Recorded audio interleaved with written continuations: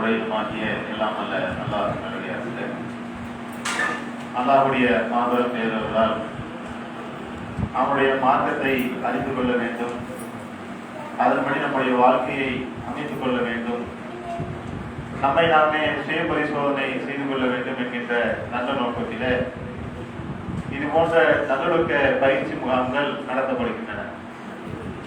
இதே நல்லொழுக்க பயிற்சி முகாமுக்கு நூற்றுக்கணக்கான மக்களுக்கு அழைப்பு விடுத்திருந்தாலும் கூட இதிலே பங்கு பெறக்கூடிய வாய்ப்பை வழங்கிய அல்லாஹுக்கு எல்லா புகழும் உண்டாகுமா.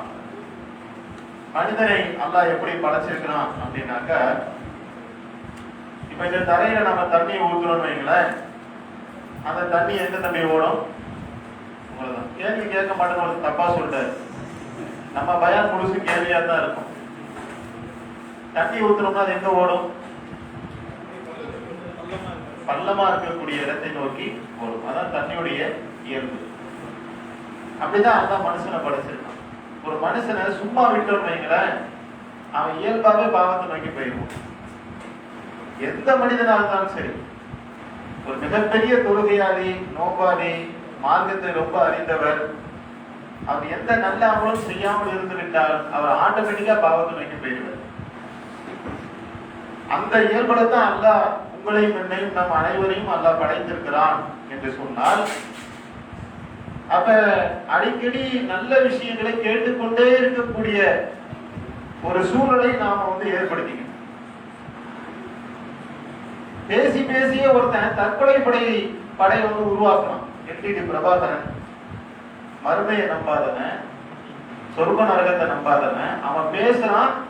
ஒரு டேங்கர்ல குண்டு கட்டிட்டு சாகுனா சாவ தயாரா போயிடும். பேசிய அவன் பேச்சு எந்த அளவுக்கு ஒருத்தன் உயிரையே விடக்கூடிய அளவுக்கு ஒருத்தன் துணிகிறான் பாருங்க. துணிகிறானா இல்லையா? ஒருவனை கெட்ட விஷயத்துக்கே பேசி உயிரை விடுவிக்க முடியும் என்று சொன்னால், மறுமையை நம்பக்கூடிய ஒரு மூமி, மறுமையில அல்லாஹ் வெகுமதிகளை சூனத்தை வைத்திருக்கின்றான் என்று நம்பக்கூடிய ஒரு மூமி, இந்த உலக வாழ்க்கையை விட மறு உலக வாழ்க்கை மேலானது என்று நம்பக்கூடிய ஒரு மூமினுக்கு நல்ல விஷயங்களை நாம் சொல்லிக்கொண்டே இருந்தால், எல்டிடி பிரபாகரனுடைய குரூப்ல இருந்து குண்டகடிக்கு செத்தான்ல, அதை விட மிகப்பெரிய சாதனைகளை நம்மால செய்ய முடியும். அவன் செய்த தியாகங்களை விட பெரிய சாதனைகளை செய்ய முடியுங்கிறது அனுமானத்தில் சொல்றது. செய்தார்கள் நபித்தோழர்கள், அதை செய்து காட்டினார்கள்.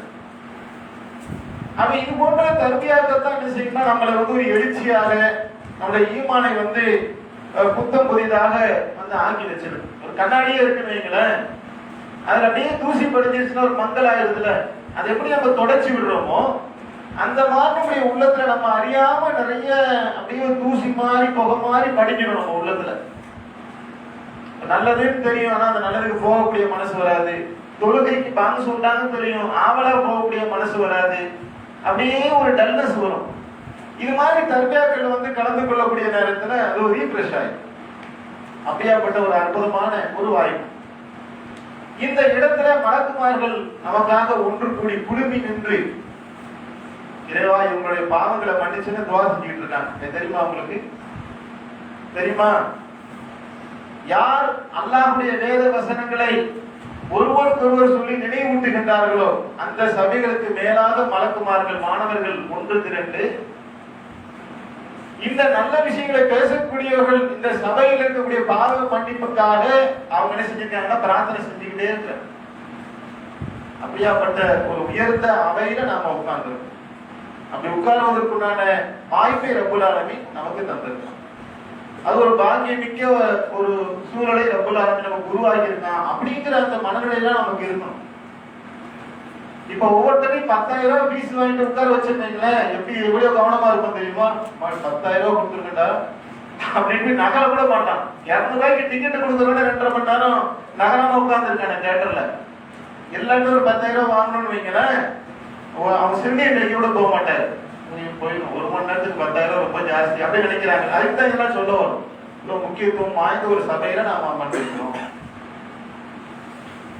இப்ப நம்ம சபையில நிறைய ஒரு கடையில வியாபாரம் பண்றாருன்னு வைங்களேன், விக்கிற காசுலாம் எங்க விடுவோம்? எங்க விழும்? கல்லாப்பெட்டி. கல்லாப்பெட்டியை சொல்றதுக்கு எவ்வளவு நேரம் பாருங்க. வியாபாரம் ஓட ஓட என்ன கல்லாப்பெட்டியில இருக்கும். கடைசியில் என்ன செய்வாரு? கடையை கல்லா கட்டும் போது எண்ணி பார்த்தாருன்னா 8000 இருக்கு, 10,000 இருக்கு, எண்ணிட்டு போயிடுவார். இதுதான் வியாபாரம் செய்ததற்கான லாபம். அப்படிதானே? இப்போ ஒரு பயான்ல வந்து நம்ம உட்கார்ந்து இருக்கிறோம் வைங்களேன். சரி இப்படி வச்சுக்க, அந்த வியாபாரம் எல்லாம் பண்றாரு, 10-15 ரூபாய்க்கு பொருள்லாம் காலியா இருக்கு, எண்ணி பார்த்தா 2000 ரூபாய் தான் இருக்கு. அப்ப என்னாச்சு? எல்லா பெட்டியிலே கையை விட்டு காசு தீர்த்து போயிட்டான்னு அர்த்தம். அந்த வியாபாரி ஒழுங்கான வியாபாரியா? அந்த அவர் வந்து சரி பழைக்க தெரியாத மனுஷன் அர்த்தம். சரக்கையும் வித்துட்டாரு, கல்லாரையும் வித்துட்டாரு. இப்ப அந்த மாதிரி வியாபாரியாக பயனற்ற வியாபாரம், நஷ்டமடையக்கூடிய வியாபாரம், அந்த மாதிரி வியாபாரியா நம்ம ஆயிடக்கூடாது. உங்களுக்குன்னு ஒரு நேரத்தை ஒதுக்கி இந்த பயான கூப்பிட்டு அதுக்கு ஒரு தாயை கூப்பிட்டு அதுக்கு ஒரு ஏற்பாடுலாம் பண்ணி நம்ம இந்த பயான் நடக்குதுன்னா, கல்லாப்பீட்டுல வந்து காசு விழுகிற மாதிரி அந்த மூளையில என்ன செய்யணும்? அந்த செய்தி எல்லாம் உழுதுகிட்டே இருக்கும், மறந்துடக்கூடாது. பிரியாணி செய்யணும், உள்ளத்துல அதை தேக்கி வச்சு நைட்ல அப்படி கல்லாப்பட்டியில காசு என்ற மாதிரி சேர்த்துக்கிட்டு போகணும். அந்த நல்ல தகவலை எல்லாம் சொன்னாரு, இஸ்மாயில் பாய் அதை சொன்னாரு, ரஹீம் பாய் இதை சொன்னாரு, நாளைக்கு அதை சொல்ல போறாங்க அப்படின்றது எல்லாத்தையுமே நம்ம சேகரிச்சு கொண்டு போகணும். அப்படிலாம் சேகரிச்சு கொண்டு போகணும்னா ஓட்டப்பானையில தண்ணி ஊத்துற மாதிரி சில பேருக்கு எவ்வளவு சொன்னாலும் சரி அவங்களால ஞாபகப்படுத்தியே பார்க்க முடியாது. நீங்க 100 நல்லதை சொன்னீங்களேன், கடைசியில கேட்டா நல்லா தான் இருந்துச்சு பயானு, சூப்பர் பயான் பாய் அப்படின்னு, சூப்பர் பயான் தாங்க, அதுல என்ன சொன்னாங்க ஒரு 4 சொல்லுங்க. தெரியாது பாய், நல்லா அருமையான பேச்சாளர் பாய், அவரு நம்ம பிச்சு அழுந்துட்டாங்க பாய் எல்லாருமே அப்படிதான் சொல்லுவாரு. ஆனா ஒரு 4 விஷயத்த கடைசி வரைக்கும் அவரால் சொல்ல முடியாது. இது கல்லாப்பெட்டியை காணாக்கிற ஒரு மாதிரி தான் இது. இப்ப யாருக்கு நல்லா இருந்துச்சு பாராட்டு பத்திரம் யாருக்கு வேணும்? அப்ப நம்ம அந்த மாதிரி இந்த பயான் இல்ல, என் பயானுக்காக சொல்லல, எந்த பயானை கேட்டாலும் நம்ம நேரத்தை நம்ம செலவழிச்சு இங்க உட்காந்துருக்கோம். எத்தனை பேர் கடை விட்டுட்டு வந்திருக்கிறாங்க, நாமும் கடை விட்டுட்டு தான் வந்திருக்கோம், நீங்களும் கடை விட்டுட்டு வந்திருப்பீங்க.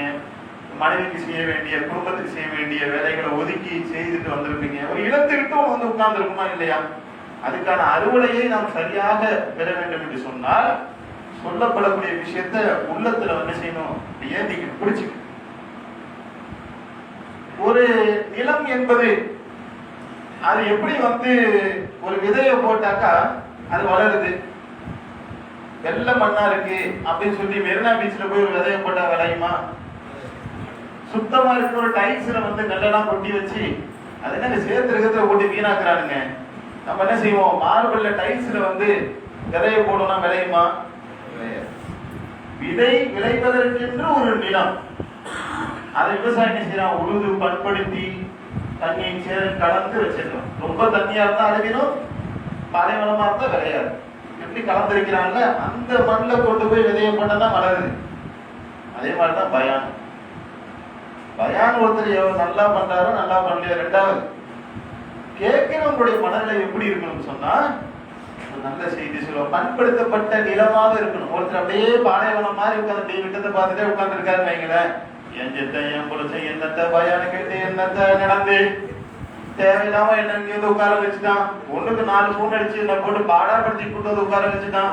வீட்டுல இருந்தா என்ன நான் பாட்டுக்கு என்ன செய்வேன், ஜாலியா இருந்திருப்பேன். இப்படி வேண்டாம் இருப்பா.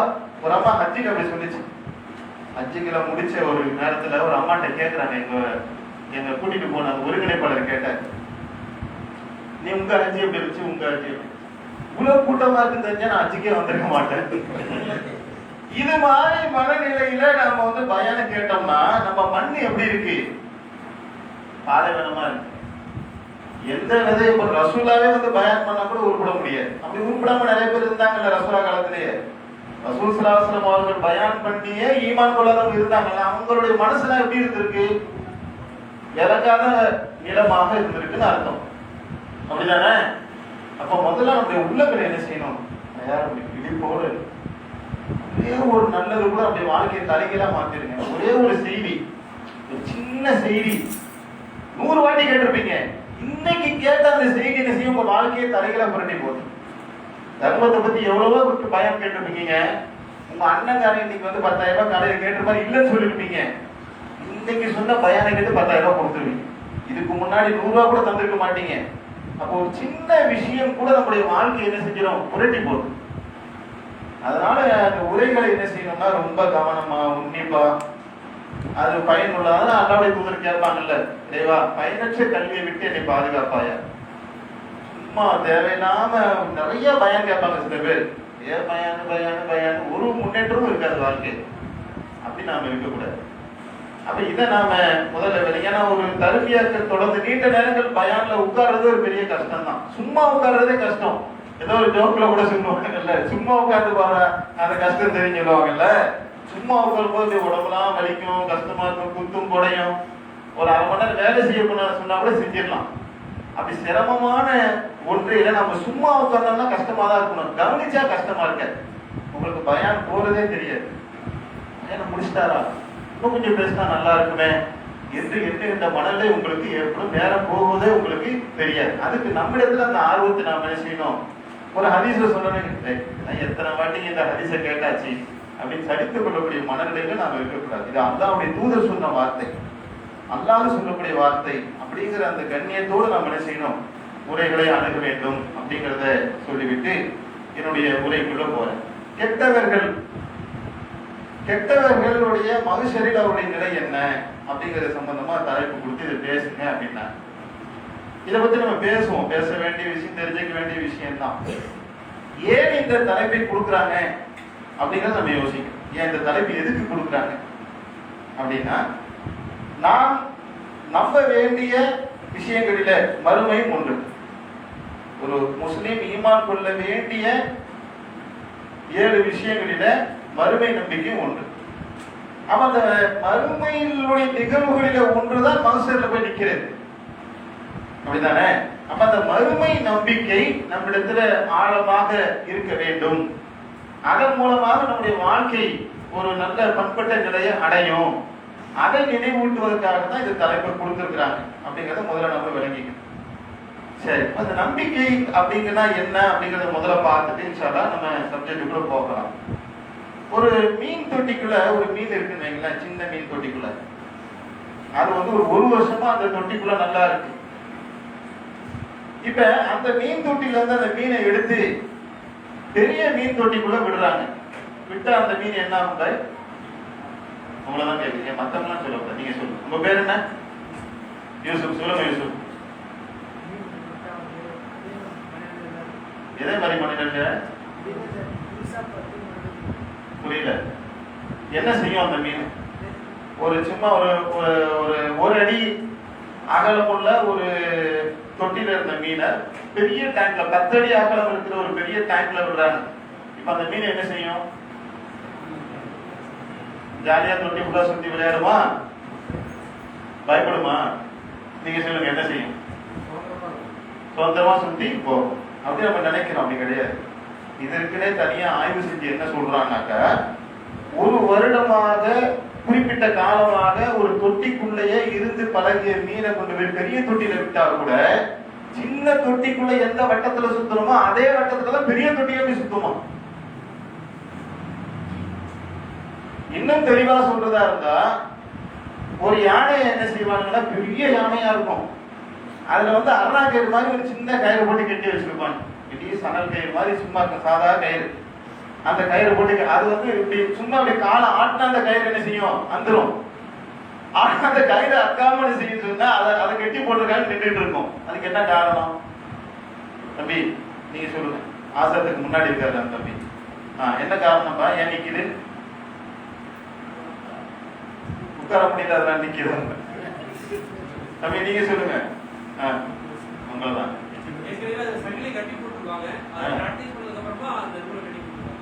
சரி, இப்ப அது என்ன செய்வாங்க? சின்ன வயசுல ஒரு சின்ன கயிறை போட்டு கட்டுவாங்கல்ல. குட்டியா இருக்கும் போது ஒரு சின்ன கயிறை போட்டு கட்டி இருப்பாங்க. அதை அப்ப அக்கறதுக்கு ட்ரை பண்ணிருக்கோம். அந்த யானைக்கு அந்த கயிறை அக்க முடியாது. இப்ப அதுக்கு மட்டையில என்ன நம்பிக்கை வந்துருச்சுன்னா, இந்த கயிறை நம்மளால அக்க முடியாது. 3 மாசம் போது, 6 மாசம் போது, 1 வருஷம் போது, 5 வருஷம் போது, 10 வருஷம் போது, யானை பெருசாயிருச்சு, கயிறு அப்படியேதான் இருக்கு. ஆனா அந்த கயிறு அது பெரிய பெரிய மரத்தெல்லாம் தூக்கிட்டு வரும். அவுத்து விட்டா பெரிய பெரிய மரத்தெல்லாம், 1 டன் மரத்தை அப்படியே தூக்கிட்டு வரும். ஆனா அதுக்கு இந்த கயிறை அக்க முடியாது. அதோடைய மனதில் இருக்கக்கூடிய நம்பிக்கை என்ன? இந்த கயிறை நம்மால் அறுக்க முடியாது. என்று நம்பிய காரணத்தினால் அந்த கயிறு அதை இருக்க. இந்த மீனுக்கு என்ன நம்பிக்கை? இந்த தொட்டியை தான், இதுதான் நம்முடைய உலகமே, இதை தாண்டி தண்ணியே கிடையாது உலகத்துல, இவ்வளவுதான் நம்முடைய எல்லை என்று என்ன செய்து அதை நம்பிய காரணத்தினால் பெரிய தொட்டியில போட்டாலும் என்ன செய்யுது, சின்ன வட்டத்துல சுத்திக்கிட்டே இருக்கு. நீங்க சொன்னா ஆச்சரியப்படுவீங்க. இந்த உளவியல் சார்ந்தவர்கள் என்ன செய்யறாங்கன்னா இதையெல்லாம் வச்சு நிறைய ஸ்டடி பண்றாங்க. அவங்க என்ன செய்யறாங்கன்னா ஒரு கேன்சர் பேஷண்ட பிடிச்சிட்டு வந்து அவங்களுக்கு ஒரு சாதாரண ட்ரீட்மெண்ட் தராங்க. ஒரு எளிமையா கேன்சருக்கு பேசிக்கா என்ன ட்ரீட்மெண்ட் இருக்கோ அதை கொடுக்குறாங்க. கொடுத்துக்கிட்டு அவர்கிட்ட என்ன சொல்றாங்க, உலகத்திலே பயங்கரமான ட்ரீட்மெண்ட் இப்போ உங்களுக்கு நடந்துகிட்டு இருக்கு, சீக்கிரத்தை நீங்க குணமாக போறீங்க, அப்படி உங்களுக்கு வந்திருக்க டாக்டர் எப்படியாப்பட்ட டாக்டர் தெரியுமா, எத்தனை லட்ச ரூபாய் செலவு பண்ணிருக்க தெரியுமா, அப்படியே அவர் சொல்லி சொல்லி என்ன செய்யறாங்கன்னா பயங்கரமான ட்ரீட்மெண்ட் நடக்குது, சீக்கிரம் குணமாக போறீங்கன்னு சொல்லிக்கிட்டே என்ன செய்யறாங்கன்னா அந்த மருந்து மாத்திரை எல்லாம் கொடுக்குறாங்க. அந்த மருந்து மாத்திரை சாப்பிடலாமா வேணாமா அந்த சப்ஜெக்ட் ரெண்டாவது நம்பிக்கை சார்ந்த விஷயங்களை பேசிக்கிட்டு இருக்கு. அவர் என்ன செய்யறாருன்னா மற்ற நோயாளிகளை விரைவில் குணமடைந்தார் அப்படின்ற தரவுகளை ஆதாரபூர்வமா எடுத்து தராங்க. ஒருத்தர் என்ன செய்யறாருன்னா சாதாரணமா ஒரு ஒரு தண்ணியை வந்து குடிக்கிறாரு. இன்னொருத்தர் வந்து சொல்றாரு, எந்த தண்ணியா குடிச்சீங்க, இதுலதான் பள்ளி விழுந்து இருந்துச்சுன்னு சொன்னாங்கல்ல, தண்ணியை குடிச்சதுக்கு வாந்தி வரும், மயக்க போட்டு கீழே விழுந்துருவாரு. வெறும் தண்ணியை தான் குடிச்சாரு, பள்ளி விழுந்துருச்சு நம்பிட்டா போதும், அவருக்கு என்ன ஆயிரும். அப்ப ஒரு நம்பிக்கை என்பது இவ்வளவு பெரிய மாற்றங்களை ஏற்படுத்துது பாருங்க. ஒரு நம்பிக்கை கயிறை என்ன செய்ய முடியல, ஒரு யானையால மரத்தையே ஆட்ட முடிந்த யானைக்கு ஒரு கயிறை அறுக்க முடியவில்லை. பெரிய தொட்டியில ஒரு மீனுக்கு நீந்தக்கூடிய மனநிலை வரவில்லை. இயல்புடைய நமக்கே நீச்சல் தெரியும், நம்ம எல்லாருக்குமே என்ன செய்யும், ஒரு குழந்தைய தூக்கி போறோம் தண்ணியில, அந்த குழந்தை என்ன செய்யுது, 3 மாச குழந்தை தண்ணியில நீந்துது. நமக்கு கேட்டா நீச்சல் தெரியலாமோ, நீச்சல் வராது நம்ம நம்பிட்டோம்னா நீச்சல் வராது. அப்ப அந்த நம்பிக்கை என்பது மிகப்பெரிய அளவுக்கான மாற்றங்களை ஒரு மனிதனுடைய உள்ளத்திலே உடலிலே செயலிலே ஏற்படுத்துது. அப்படித்தானே? அப்ப நம்பிக்கைங்கிறது சாதாரண விஷயம் இல்லை. அதனாலதான் இஸ்லாம் என்ன செய்யுது, நம்பு நம்பு நம்பு நம்புன்னு சொல்லி புராண ரெண்டுல நீங்க எடுத்து பார்த்தீங்கன்னு சொன்னா ஈமான பத்தி என்ன செய்வான் அல்லாஹ் பேசி 13 வருஷம் மக்காவுல ஈமான பத்தி மட்டுமே பேசப்பட்டது.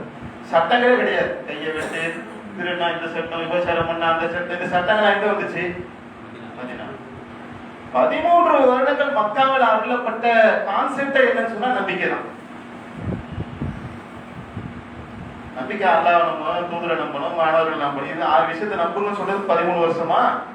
அவ்வளவு ஆழமா சொன்னாதான் அவங்க என்ன செய்யறாங்க, அதுக்கப்புறம் அந்த நம்பிக்கையை வந்து முழுசா உள்வாங்க முடியும். அவ்வளவு சப்ஜெக்ட், பெரிய சப்ஜெக்ட் அது. அந்த மிகப்பெரிய நம்பிக்கை ஒருத்தருடைய வாழ்க்கையவே பிரட்டி போடக்கூடிய ஒரு நம்பிக்கையில ஒரு பகுதியை தான் நம்ம இன்னைக்கு பயன்ல பார்க்க போறோம்.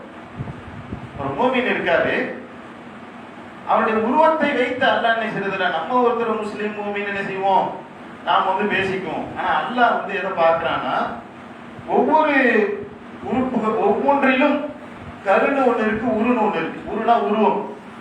ஒரு கரு இல்லாம செய்யாதுன்னா ஒரு உருவம் வந்து வராது. அப்ப ஒரு மூவியினுடைய இறை நம்பிக்கையாருடைய கருவே எதில் இருக்குன்னா நம்பிக்கையில். அந்த நம்பிக்கை என்கின்ற ஒன்றிலே இருந்துதான் அவன் முஸ்லீமாக என்ன செய்யறான், பரிணமிச்சு வந்து நிக்கிறான். அதனால்தான் அல்லாஹ் எதை பார்ப்பான், உள்ளத்தை பார்ப்பான், கருவை பார்ப்பான், நம்பிக்கையை பார்ப்பான். இது கரெக்டா இருக்கா, பியூரா இருக்கா, கிளீனா இருக்கா, சரியா இருக்கா அப்படிங்கறத அல்லாஹ் என்ன செய்வான். ஏன்னா அது சரியான மித்த சரியாயிரும். அல்லாஹ்வுடைய தூதர் சொன்னாங்கல்ல, உங்களிடத்துல ஒரு உறுப்பு இருக்கு, அது சரியான எல்லாமே சரியாது. அவருக்கு பயானே தேவையில்லைன்னு அர்த்தம். ஒண்ணு சரியாயிடுச்சுன்னு வைங்களேன், அவருக்கு பெரிய அளவுக்கு பயான்லாம் தேவைப்படாது. ஏன்னாக்கா அது ஒரு கிளீனா எல்லாமே கிளீன் ஆயிடும். அது என்ன, உள்ளம் என்று சொன்னாங்க. உள்ள சரியாயிடுச்சுன்னா அவர் எல்லா விஷயத்தையும் விலகி கொள்ளக்கூடிய தன்மையை அல்லாஹ் கொடுத்துருவோம். மற்றதெல்லாம் திரிக்கப்பட்டதுங்க. திருடணுங்கிறது வந்து நம்ம கத்துக்கிட்ட விஷயம். குழந்தைக்கு திருட தெரியாது. பொய் சொல்லணுங்கிறது கத்துக்கிட்ட விஷயம். இயல்புல பொய் பேச மனுஷனுக்கு தெரியாது. ஒவ்வொன்றா கத்துக்கிட்டது தானே எல்லாமே. இயல்பு என்ன, நல்லவனா இருக்கிறது தான். இயற்கையோடைய மார்க்கமே நல்லவனாக இருப்பதுதான். இப்ப நம்ம சப்ஜெக்டுக்கு வந்துருவோம். அப்ப இந்த நம்பிக்கை என்பது ரொம்ப ரொம்ப முக்கியமான ஒரு சப்ஜெக்ட் என்று சொன்னால், கெட்டவர்கள் மறுமையில என்னென்ன நிலையை வந்து அடைவார்கள் என்று பார்ப்பதன் மூலமாக இந்த பட்டியல நாம வந்துடக்கூடாதுங்கிறது தான் முக்கியமான விஷயம். அந்த கெட்டவனாக அந்த அயோக்கியனாக ஒருத்தன் வருவான், யார் யாரெல்லாம் வராங்கன்ற லிஸ்ட் இருக்கு. அல்லாஹ்வுடைய தூதர் பல சந்தர்ப்பங்களை சொல்லியிருக்காங்க. அந்த பட்டியலிலே நாம வந்துடக்கூடாது. சரிதானா? அது மாதிரி யார் யாரெல்லாம் இருக்கிறாங்க அப்படிங்கறது நாம இன்ஷா அல்லாஹ் ஒவ்வொன்றா பார்க்க. இடையில கேள்வி கேட்பேன். சரியா? கேட்கலாம் தானே? கேட்கலாமா வேணாமா? கேள்வி கேட்கறதுங்கிறது வந்து யாரையும் குறை காணணும், இவரை ஒரு மாதிரி நம்ம வந்து ஒரு மனசு நோக்கடிக்கணும் அப்படிங்கிற நோக்கம் இல்லை. அப்பதான் நம்ம விழிப்போடு இருக்கணும். இந்த உரையோடு நம்ம நிச்சயம் ஒன்றி நாம இருப்போங்கிறதுக்காக தான். சரிதானா?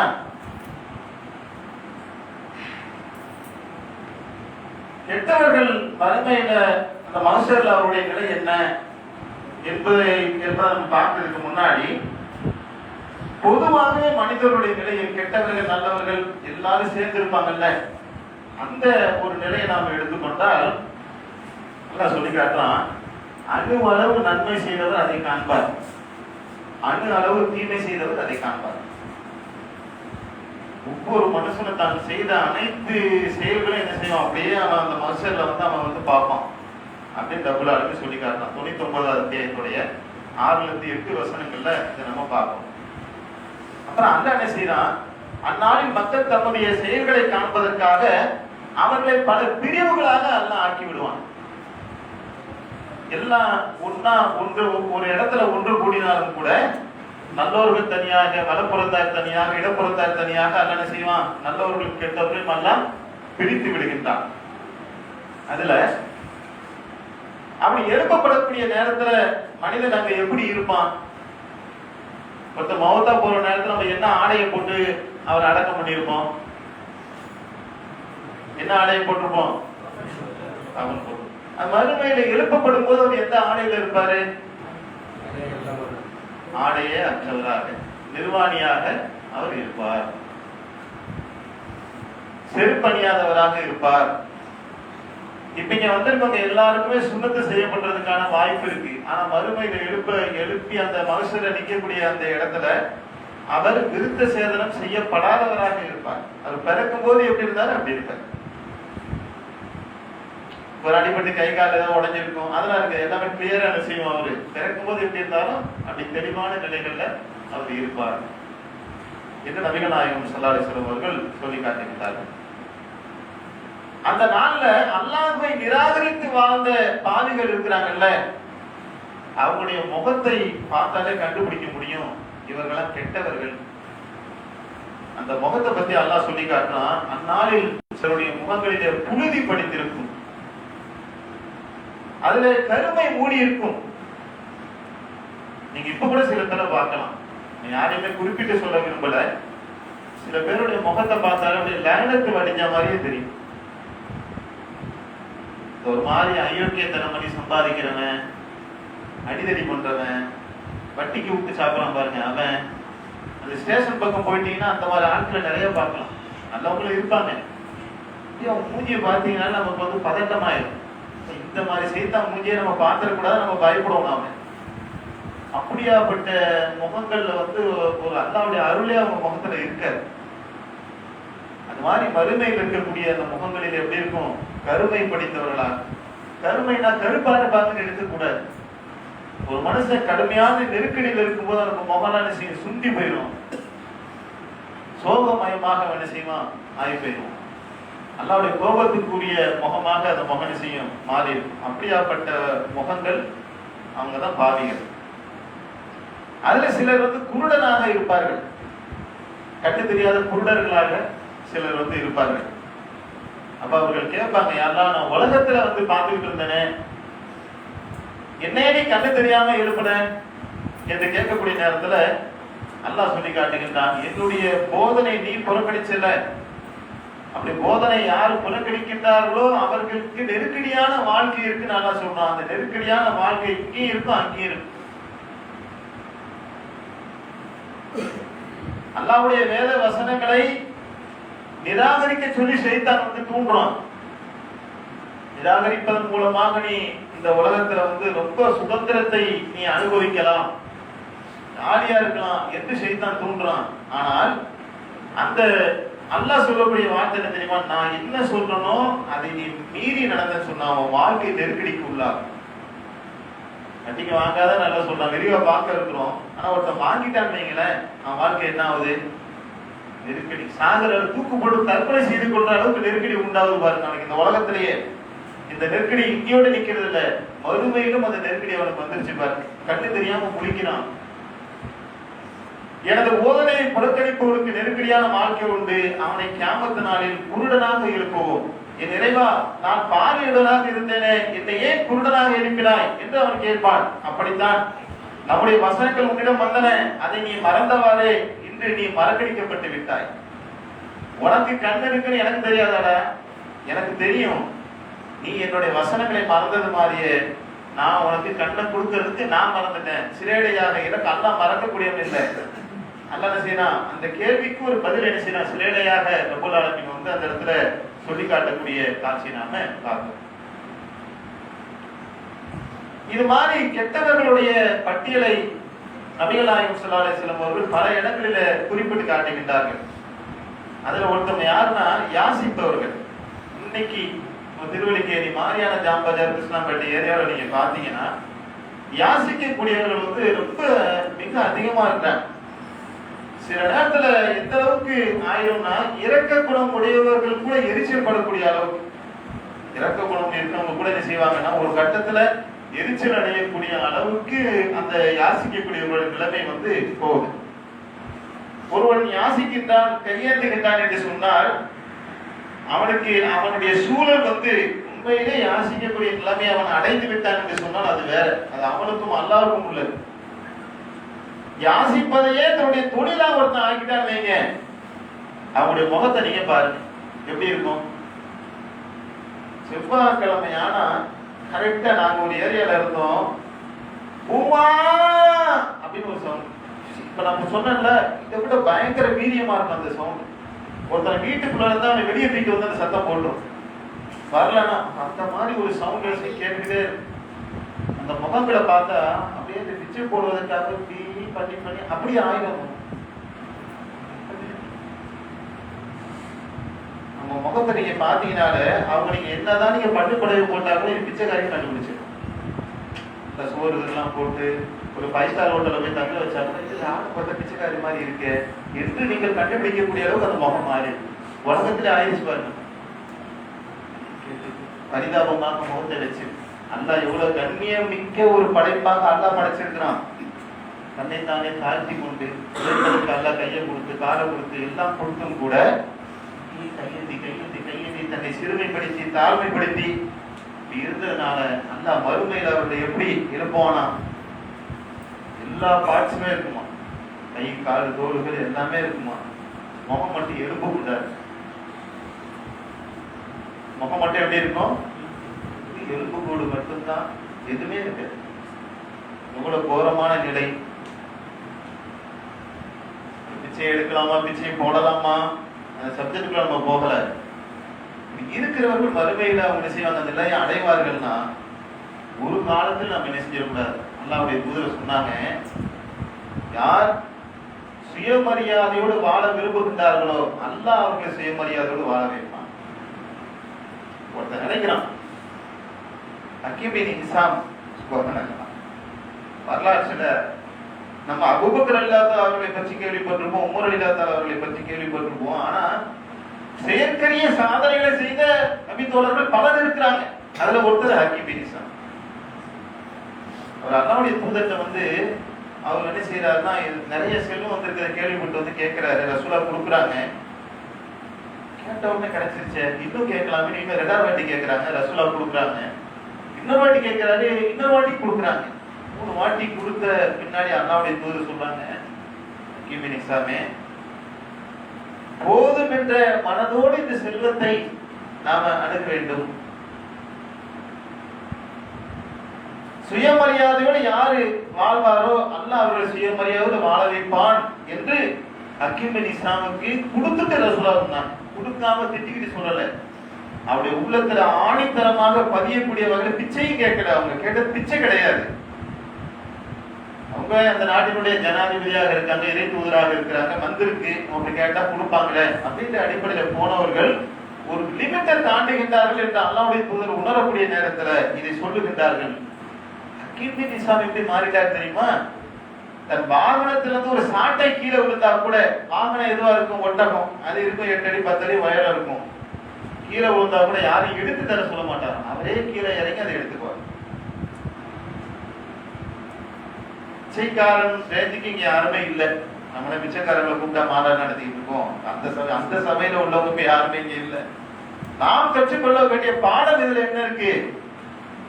அதை அல்லாஹ் விரும்ப மாட்டான். சுயமரியாதை வாழ்றது அல்லாஹ் விரும்புவோம். அல்லாஹ்வுக்கு தெரியாதா இவன் சுயமரியாதை இருக்கானப்பா? கேட்டா கையேந்துனா அல்லாட்ட தான் கையேந்து. இப்படித்த போய் நான் கையேந்தி நிக்க மாட்டேன். கேட்கலாமா? கேட்கலாம், அது வேற விஷயம். ஒரு கடன் வாங்கலாமா? வாங்கலாம். கடனை திருப்பி சரியா கொடுக்க வேண்டும், அதெல்லாம் மார்க்கத்துல இருக்கு, ஓகே.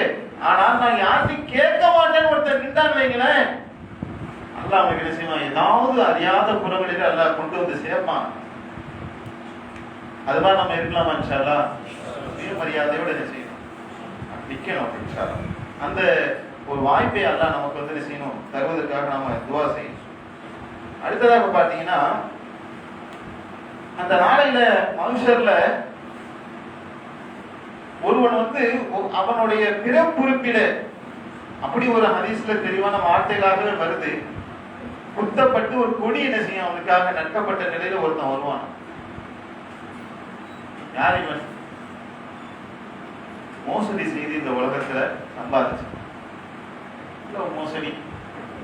இந்த மோசடிக்காரனுக்கு சைத்தான் வச்சிருக்கிற பேர் என்ன தெரியுமா?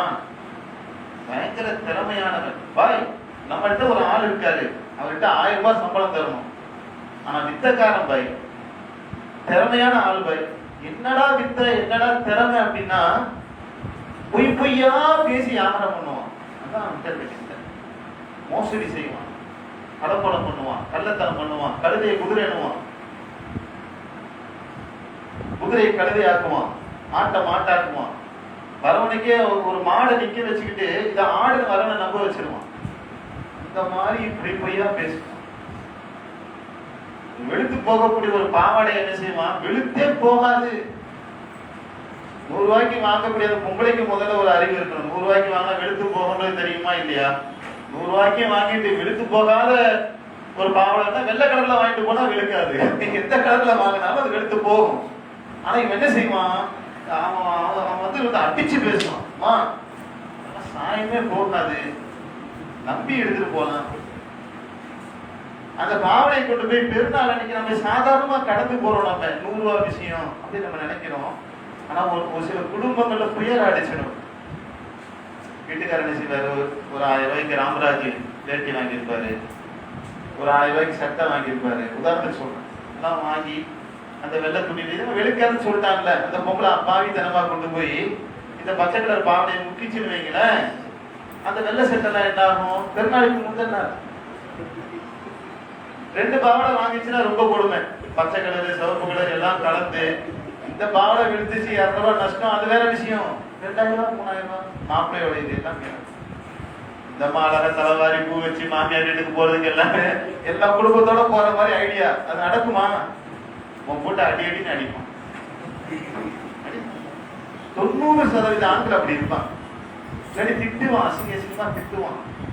ரொம்ப மார்க்கம் தெரிஞ்சவன், ரொம்ப நிதானமா இருக்கிறவன் தான் அதுல தப்பிப்பான ஒழிய, பெரும்பாலும் அங்க என்ன செஞ்ச பெரிய சண்டை நடக்கும். அந்த அம்மா சபிக்கும் பாருங்க, அதுக்கும் அல்லாவுக்கும் இடையில திரை கிடையாது. அல்லாஹ் எடுத்து போவாதுன்னு சொல்லி இந்த பாவி வித்தான், இந்த அயோக்கிய பையன் அவன் நாசமா போடும். இதற்கும் அல்லாவுக்கும் இடையில இந்த திரை. அந்த வாதியுடைய வழக்கை அல்லாஹ் அப்படியே எடுத்துக்குவான். சில வழக்குகளை ஜோமோட்டோ வழக்காக அப்படியே அந்த கோர்ட் வந்து எடுத்துக்கும். எவனுமே கேஸ் போட மாட்டான், எவனும் என்ன செய்ய மாட்டான், ஃபைன் தாக்கல் பண்ண மாட்டான், ஒண்ணும் பண்ண மாட்டான். கோர்ட் என்ன செய்யும்? கேஸ் எடுக்கணும்ல. அல்லாஹ் என்ன செய்வான்? அதே மாதிரி போகும். அந்த பொம்பளை நல்லவளா, கெட்டவளா, அயோக்கியலா, இந்துவா, முஸ்லிமா, நம்பிக்கை கொண்டவளா, நம்பிக்கை கொள்ளாதவளா, நாயை கெட்டி போட்டதுக்கு அதான் நரகத்தை கொடுத்துட்டாங்க. நாய் என்ன முஸ்லிமா? இந்து நாயார், கிறிஸ்டின் நாயார். நாய் பூனையை கட்டி போட்ட ஒருவருக்கு அல்லாஹ் நரகத்தை தருவதாக நபிகள் நாயகம் ஸல்லல்லாஹு அலைஹி வஸல்லம் அவர்கள் வேதனைப்படுத்தியதற்காக தருவார்கள் என்று நபிகள் நாயகம் ஸல்லல்லாஹு அலைஹி வஸல்லம் அவர்கள் சொல்லுகிறார்கள் என்று சொன்னால், அந்த பொம்பளை யாராலும் இருக்கணும். அவன் கையேந்திட்டான், படைச்சவத்தை கையேந்திட்டான். இந்த பாவி நல்லா இருப்பானா, இவன் கடை உருப்படாம போகட்டும், இவன் நாசமா போகட்டும், அப்படியா? அவன் தான் மோசடிக்காரன். அவன் பண்ண வியாபாரம் எல்லாம் செய்ய முடிய காசா கொழுத்து திறமைகளாக அப்படியே இந்த உலகத்துல இருக்கும். அவன் அசிங்கமான நிலையில ஒரு கொடியை என்ன செய்வான், குத்தி பார்க்கறான் நீ சம்பாதிச்சதெல்லாம், அந்த கொடியை எல்லாம் பறக்க விடுவான். ஏன் தெரியுமா? அந்த கூட்டத்துல இவன் தெரியணும்ல. இந்த மோசடிக்காரனை மகசேர்ல எல்லாரும் அடையாளம் காணணும். கொடி பறக்குதுப்பா, யோகிய பையன் தான் பெரிய மோசடிக்காரன். அவன் மோசடிக்கு ஏற்ற மாதிரி கொடியுடைய நிலை இருக்கும். அந்த பட்டியல நாம வந்திருக்க வியாபாரிகளாக பலர் இருக்கிறோம். அறிந்தும் அறியாமலும் கூட செஞ்சிடக்கூடாதுன்னா மோசடி. அப்படியே உள்ள இருக்கிற என்ன தாட்டோ அதை சொல்லணும். வளையல் கடை வச்சிருக்கீங்களா, 12 வளையல் வருது, ஒரு டசன் வளையல் தட்டி பாக்குறீங்க, அதை தட்டி பார்ப்பாங்க அந்த வியாபாரிகள். டக்குன்னு ஒரு சவுண்டு கேட்கும், அவனுக்கு பெரியது உடஞ்சிருச்சு. அவன் நினைத்தால் அப்படியே என்ன செய்யலாம், சூப்பரா இருக்குமா அப்படின்னு கட்டி கொடுத்துலாம், வாங்கிட்டு போயிடலாம். ஆனா அல்லாஹ் பார்க்கறான். இங்கதான் அல்லாஹ் பார்க்கறான்ன்றது உணர்வு வரணும். பயான்ங்கிறதுங்க, இப்ராஹிம் நபி அப்படியே நெருப்பு குண்டத்தில் தூக்கி போட்டார்கள். உடனே வந்து அல்லாஹ் செஞ்சா, நெருப்பே குளிர்ந்து விடும் என்று அல்லாஹ் சொன்னா. நெருப்பு குளிர்ந்துருச்சு. எங்கேயோ யாருக்கோ நினைக்கிறான். மூசா அலைஹிஸ்ஸலாம் அவர்கள் போனார்கள், கடல் பிளந்தது, அல்லாஹ் காப்பாற்றினார், வெளியே வந்தார்கள். மூசாவுக்கு நடந்தது. இப்ராஹிம் அலைஹிஸ்ஸலாமுக்கு என்ன நடந்தது, மூசாவுக்கு என்ன? அதாவது நாம என்னப்பா சார் எடுக்கிறோம், நமக்கு என்ன? அதுல நமக்கு தான் அல்லாஹ் சொல்றான், நமக்கு என்ன அப்படின்னு சொல்லி வரக்கூடிய நேரத்துலதான் மோசடிக்காரன் அங்க குடியோட வருவான். நாம என்ன செஞ்சிடக்கூடாது, அந்த மோசடியோட வட்டத்துல இருந்துடக்கூடாது. வியாபாரியாக இருந்து நேர்மையா இருந்தவங்க நபிமார்களோட நிக்கலாங்க. நேர்மையான வியாபாரி எங்க இருப்பாரு, நபிமார்களோடு இருப்பாரு. அப்படியாப்பட்ட நீங்க தொழுகிறது எப்படி நன்மையோ, நேர்மையா வியாபாரம் பண்றது நன்மை. ஒரு நேரத்துக்கு கரெக்டா வந்தாச்சுங்க, பள்ளிவாசலுக்கு வந்தாச்சு, தொழுதாச்சு, இந்த கடையில வியாபாரம் பண்றாரு. ஒரு வளையல் உடஞ்சிருக்குமா, 11 வளையல் தான் நல்லா இருக்கு, 5 ரூபா குறைச்சிக்கிறேன், இஷ்டம் தான் வாங்கிக்கலாம். அந்த கஸ்டமர் என்ன செய்யணும், இந்த உலகத்துல இப்படி ஒரு மனுஷனா உடஞ்சது நம்மகிட்ட சொல்றான், நமக்கு தெரியாது, 5 ரூபா கம்மி பண்றான், சரிங்க பாய் கொடுங்க பாய், போயிட்டு போது நாங்களே போகுது. பறக்கத்து தரக்கூடியவன் அல்லாஹ். அல்லாஹ் நான் நம்புறேன், ஆனா பறக்கத்து தரக்கூடிய வேலை அல்லாஹ்ட்ட இல்ல. முருகன் தனியா வச்சிருக்காரு, கிருஷ்ணன் இருக்காருல்ல, அவர் தான் பறக்கத்து தரக்கூடிய வேலையை வச்சிருக்காரா நம்பிக்கிட்டு இருக்கிறோம். நாம யாரதான் நம்புறோம், அல்லாஹ் ஒருவன், அவன் தான் பறக்கத்து. நான் கருவறையில இருக்கும் போதே எனக்கு இவ்வளவுதான் சம்பாதிக்கிறது அல்லாஹ் விதிச்சுட்டான். நான் உண்மையை சொல்லி நான் மோசடி செய்யாமல் ஒரு கஸ்டமர் இங்கிருந்து போகும் என்று சொன்னால், வரக்கத்துகளோடு சம்பத்துகளோடு 10 பேரை கொண்டு வந்து தரக்கூடிய வேலை அல்லாஹ் செய்யும். பஜார்ல போய் பாருங்க, முஸ்லிம்களுக்கு என்ன பேரு, மார்வாடிகளுக்கு என்ன பேரு. நான் சாட்சி சொல்றேங்க, மார்வாடி மோசடியா விற்க மாட்டான். நம்ம வாங்குற ஒரு அனுபவத்தை வச்சு சொல்லணும், ரேட்டு கம்மியா போடுவோம். நம்ம வட்டிக்கு வாங்குறான், வட்டியை முதலீடு பண்றான், அவன் பிஜேபிக்கு சப்போர்ட் பண்றான், அந்த அரசியலுக்குள்ள நம்ம போகல, நம்ம எல்லாம் உணர்றோம்ல. அப்ப மார்வாடி கிட்ட போய் முஸ்லீமே என்ன செய்யறாருன்னா பர்ச்சேஸ் பண்றாரு. ஏன்? ஒரு காலகட்டத்துல முஸ்லிம்களுக்கு இந்த பேர் இருந்துச்சு. இஸ்லாம் பரவியதே நேர்மையான முஸ்லிம் வியாபாரிகளாக தான் என்று வரலாற்று ரீதியாக சொல்லப்படுது. அப்ப நாம மோசடி செஞ்சோம்னு சொன்னா, பித்தலாட்டம் பண்ணோம்னு சொன்னா, தொழுகை நோன்பு எல்லாமே பறிக்கப்பட்டு அந்த கொடியோட செய்வோம் வந்து கேவலப்பட்டு மறுமையில நிற்கக்கூடிய சூழல் வரும். அதே மாதிரி சில பேர் அந்த மறுமை நாளையில பைத்தியக்காரன் மாதிரி சுத்துவான். குருடனாக இருக்கக்கூடியவர்கள் சில பேர், சில பேர் இந்த மாதிரி கொடியோட சுத்தக்கூடியவர்கள் சில பேர் எப்படி இருப்பாங்க, பைத்தியக்காரனாக மறுமையில உணவை கொண்டு பைத்தியக்காரனாக தெரிவார். இவர்கள் யார்? வட்டிக்கு வாங்கி விட்டார். இஸ்லாம் வட்டியை தடுப்பதை போல, கண்டிப்பதை போல எந்த மார்க்கமும் எந்த சித்தாந்தமும் சொல்லல. சொன்னாலும் அந்த மக்கள் அப்படி பின்பற்றவும் இல்லை. ஆனா இன்னைக்கு உள்ள நிலைமை என்ன தெரியுமா, வட்டியை நோக்கி சமுதாயம் கொஞ்சம் கொஞ்சமா என்ன செய்யுதுனாக்கா அது சரிதான், அது இல்லாம வாழ முடியாது. 0% EMI டியூல வண்டி போட்டு எடுக்கிறது அதெல்லாம் ஹராம் இல்ல பாய் என்று லோன் எடுத்து நமக்கு தெரிஞ்ச இந்த மாதிரி பயானுக்கெல்லாம் வரக்கூடியவர்கள் நம்ம போறோம்ல, போற இடங்களை பாக்குறோம்ல, பயானுக்கெல்லாம் வந்து பயானை கேட்டு தௌஹீது வட்டத்தில் இருக்கக்கூடிய ஒருவர் என்ன செய்யறாருன்னா லோன் போட்டு விடுவாங்க. லீஸுக்கு வீடு சர்வசாதாரணமாக லீஸ் 10 லட்ச ரூபாய் கொடுத்துட வேண்டியது வாடகை. யாரும் உனக்கு மாமா மச்சானா ஏன் வாடகை வாங்கல, ஏன்டா வாடகை வாங்கல, என்ன காரணம்? 10 லட்ச ரூபாய் கொடுத்தோம்னா அது வட்டி. வாங்கினாரு அங்க அந்த பள்ளிவாசல் மோதினார்ட்ட கேட்டேன், அவரே பீஸ் வீட்ல தான் இருக்காராம். இப்ப அந்த மோதியார் தான் நமக்கு வந்து செய்வார் மறுமையில, அவரு தான் கிறுக்க நம்ம சுத்திட்டு இருப்பாங்க. இந்த மாதிரி ஆட்கள் அவங்க ஒரு ஆளா இருப்பாங்க. தவறான மார்க்க பத்துவாக்களை கொடுக்கறது, தப்பான வட்டியை வாங்கி திங்கிறது, அந்த வட்டிக்கு துணை போகக்கூடிய வேலைக்கு நாம சொல்றதுதான். வட்டியவே சாப்பிடுகின்ற வேலை தான் இந்த இது. வட்டியை வாங்கி நாம திங்கிறோம். அவன் வட்டிக்கு விடுறான், யாரு லீஸுக்கு விடுறவன் வட்டிக்கு விடுறான். நாம வட்டி படத்தை நாம் இல்லைங்க. எதை அல்லாஹ் ஹராம் என்று சொன்னானோ, எதை தடுத்தானோ, எவன் வட்டிக்கு வாங்குகின்றானோ அவன் அல்லாஹ்வோட போர் புரிவதாக நபி நாயகம் ஸல்லல்லாஹு அலைஹி வஸல்லம் அவர்கள் சொன்னார்களோ. போர் அல்லாஹ் நான் உனக்கு போருக்கு வரேன் என்று ஒருவனை அழைப்பதை போல அல்லாஹ்வோடு போர் செய்யும். தாங்க முடியுமா அந்த உலகத்துல? லீஸுக்கு போயிட்டாரு ஒருத்தர், 10,000 வாடகை மிச்சமாயிடுச்சு. அவன் அல்லாஹ் சொல்றான், என்னுடைய போதனைகளை நீ புறக்கணிக்கிறல, உன் வாழ்க்கையை நான் நெருக்கடிக்கு உள்ளார் புள்ளிக்கு எடுத்துறேன், உன்னை அப்படியே உன்னை நோயை கொடுப்பேன், ஒழுக்கம் இல்லாத பிள்ளைய ஆக்கி விடுவேன். அல்ல நான் இல்லாம நடக்குங்க.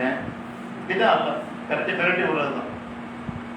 நோய் அடுத்தடுத்து நோய் வந்துகிட்டே இருக்கும். நீ ஆஸ்பத்திரிக்கு செலவு பண்ணிக்கிட்டே இருக்கும். சம்பாதிக்கிற காசு கையிலே நிக்காது, பறக்கத்தே இருக்காது. அவனே சொல்லுவான், பாய் வீடு வாடகை இல்லை, ஒண்ணும் இல்லை, நிறைய வருமானம் வருது, ஒண்ணுமே பறக்கத்து இல்லை பாய். ஏன் பறக்கத்து இல்லை? அல்ல அவனை நெருக்கடிக்கு உள்ளாக்கினான். ஏன்? அல்லாஹ்வுக்கு கோபமான வட்டியை வாங்கி தின்னக்கூடிய வேலையை செஞ்சிருக்கு. இவர்கள் என்ன செய்வாங்க? இந்த கெட்டவர்கள் வறுமையில பைத்தியமாக எழுப்பப்படுவார். ஒருவனுடைய அந்த மனுஷனுடைய நிலையை வச்சு நீ எங்க போவாங்கிறத ஓரளவுக்கு கணிச்சிடலாம்.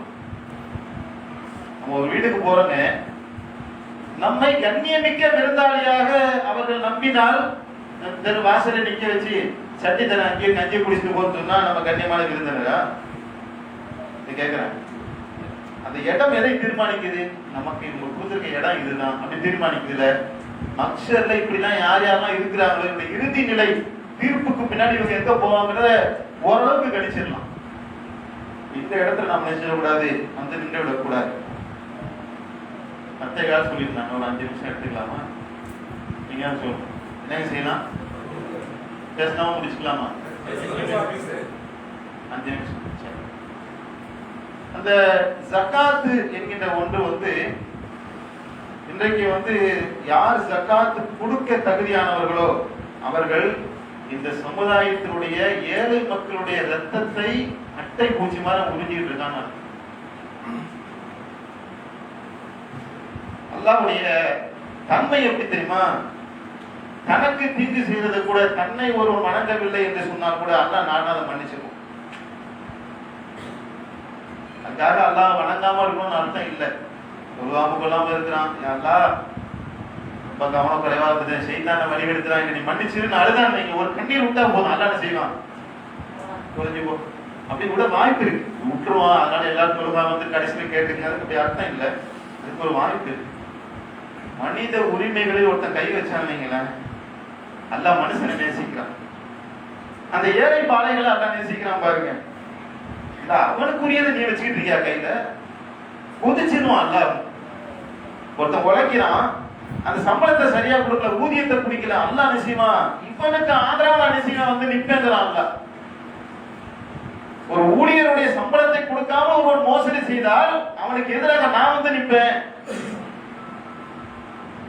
அல்லாஹ் வந்து இந்த மனித உரிமை மீறல்கள் அல்லாஹ் வந்து ஏத்துக்கவே மாட்டான். அப்படியாப்பட்ட மீறல்களில ஒன்று என்னதுதான் ஜக்காத்து கொடுக்காம இருக்கு.